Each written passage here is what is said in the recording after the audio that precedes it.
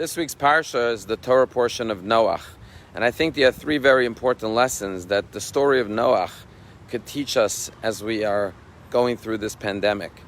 The first lesson is that God had to instruct Noach to build an ark.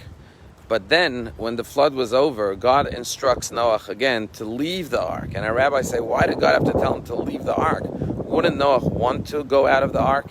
Our rabbis say that the daunting task of rebuilding the world is what caused Noach to not want to exit the ark, but to just remain in isolation.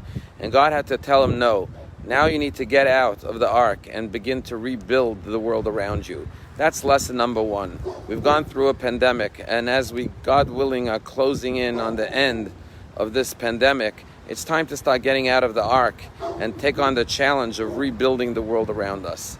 The second lesson we learn is that when Noach was in the ark, he needed to know if the waters receded. He sent out the dove, and the dove came back with an olive branch. And our rabbis say, why did the dove come back with an olive branch? And our rabbis say because olives are bitter. And what the dove was communicating to Noach was, I'd rather fetch my own food, even if it's bitter, than get handouts from Noach in the ark, even if it's sweet. Because better is bitter food that you earn on your own than sweet food that is given to you by others. And therefore, the dove preferred the bitter olive branch than the delicious food that Noach served the dove in the ark. And the lesson is that human beings want dignity, not just livelihood. And therefore, they'd rather earn their living with honor and dignity rather than to just receive free handouts. Yes, it was necessary to have stimulus plans and packages to help people get through the pandemic. But now that the pandemic is, God willing, starting to ease and we're getting out into the world and starting to go back to work, we have to realize that people want to earn an honest living. They want dignity. They want to run their own businesses. And we have to afford people that ability to build their own lives. And finally, the third lesson, and that is that when Noach came out of the ark, the first thing he did was he planted a vineyard and got drunk.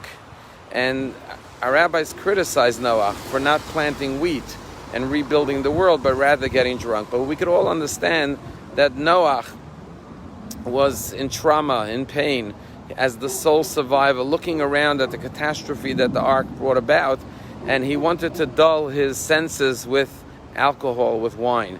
And so too, we talk about the physical toll that the pandemic took on the lives of so many, but we often don't talk enough about the emotional toll, the anxiety, the addictions, the alcohol, drug addictions, other forms of abuse that have taken place, and the mental health and the depression and even suicide rates that have been affected as a result. And we have to realize that people are struggling not just externally but also internally.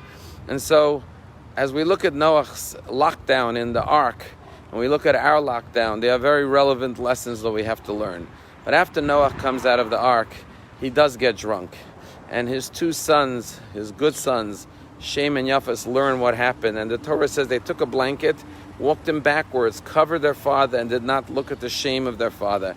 And our rabbis teach us a very important lesson here. Never be judgmental. If you see someone in a compromised, shameful, disgraceful position, help cover them. Help provide them with what they need to get better.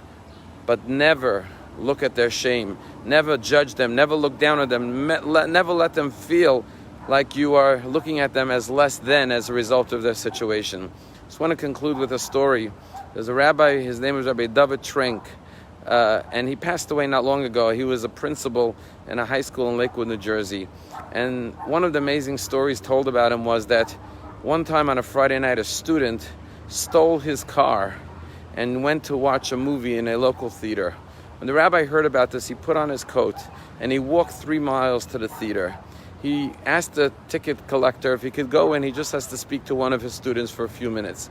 He found the theater that the student was in, and he walked into the theater, ducked not to block the movie, and went and sat down next to the student. The student was shocked to see his rebbe, his rabbi, was in the theater on a Friday night sitting next to him, all dressed for Shabbos. He thought the rabbi would scold him. But the rabbi said, listen, I just came here because I heard you came here with my car, you stole my car, you came to watch the movie. I just wanted to let you know that the popcorn here at the movie theater is not kosher, so don't eat the popcorn. Good Shabbos, I'll see you back in the yeshiva. And he started to leave. The student was flabbergasted that the rabbi didn't criticize him or rebuke him, just was caring about him, that he shouldn't eat the non-kosher popcorn. And the student said, Rabbi, I'm coming with you. And they walked back 3 miles to the yeshiva. And the student said for the 3 miles, he didn't criticize him, he didn't judge him, he didn't question him why he did what he did. He just spoke to him lovingly and spoke about Shabbos and sang Shabbos songs. And this student obviously was changed forever. When we show people unconditional love, when we cover them, when they are in a position of shame, when we help them, but rather than judge them, then we are blessed as Noach's children were blessed by Noach forever.